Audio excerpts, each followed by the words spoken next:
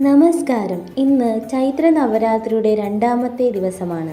നവദുർഗമാരിൽ രണ്ടാമത്തെ ഭാവമായ ബ്രഹ്മചാരിണി ദേവിയെയാണ് ഇന്നേ ദിവസം ആരാധിക്കുന്നത്. ശിവഭഗവാനെ ഭർത്താവായി ലഭിക്കാൻ ആയിരക്കണക്കിന് വർഷങ്ങൾ കഠിന തപസ്സനുഷ്ഠിച്ച പാർവതീ ദേവിയുടെ ഭാവമാണ് ബ്രഹ്മചാരിണി. വെളുത്ത വസ്ത്രധാരിയായ നഗ്നപാദത്തോടെ വലതു കൈയിൽ ജപമാലയും ഇടതു കൈയിൽ കമണ്ഡലവുമായാണ് ബ്രഹ്മചാരിണി ദേവിയുടെ ഭാവം.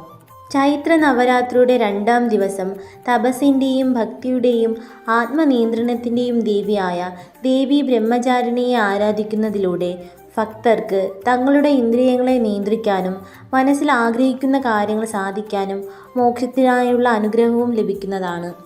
ധ്യാനമന്ത്രം ഇപ്രകാരമാണ്: ദധാനാ കരപത്മാഭ്യാം അക്ഷമാലാകമണ്ഡലോ